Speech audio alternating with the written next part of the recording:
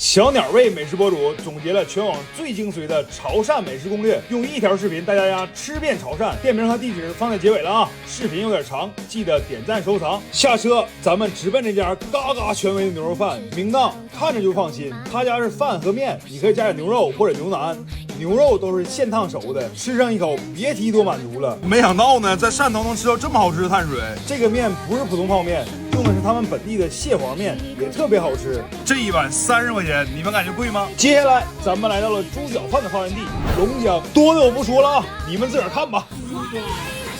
老板说每个肘子都要炖4个小时，那根本不用切呀，一碰就碎了，往饭上一盖，再淋上汤汁儿，这肘子别提有多烂乎了，一口直接让你上头。就龙江这一块的，我辽西肘王服了。接下来咱们去了一家蒸饺神店，他家蒸饺晚上10点钟开门，10点钟卖谁去？是呢。吃之前我是这样想的啊，但是饺子一上来，确实给我整服了，饺子做的漂亮极了，蘸这个金蒜，谁吃谁迷糊。哦，好吃啊！我们4个大小伙子吃了70-80个，这给他仨撑的。接下来咱们去吃这家全是海鲜的海鲜捞面，也可以要牛肉海鲜双拼的面啊。这个海鲜酱汁儿特别鲜，稍微有点甜口。面不知道啥面，但特筋道。我要了一碗浇头加码的面，是50块钱。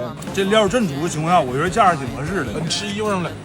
来潮汕必须尝上最正宗的生腌，不用去店里啊，你就直接来海鲜市场，这里都是鲜活看得见的海鲜。这有多大的？哎呦我！而且每一家都可以给你免费加工，但是加工完之后腌制4个小时才能吃啊！瞅啥呀？吃吧！要不别吃了，我真害怕。你给我吃了！这是不是活着呢？不难吃啊，像果冻似的。这个更香，尝尝。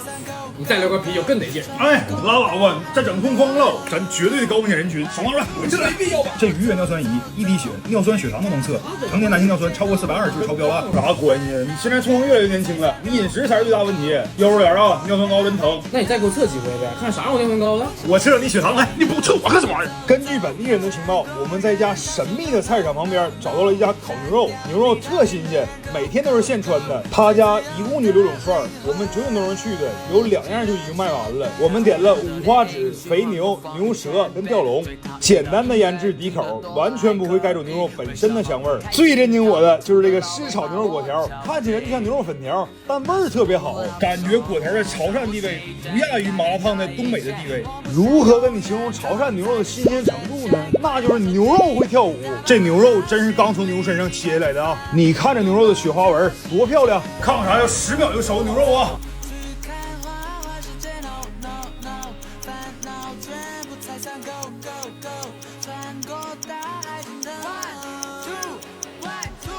任何一种烹饪方式都是对它的浪费，只有吃到嘴里，你才能知道潮汕牛肉火锅跟外面的差距。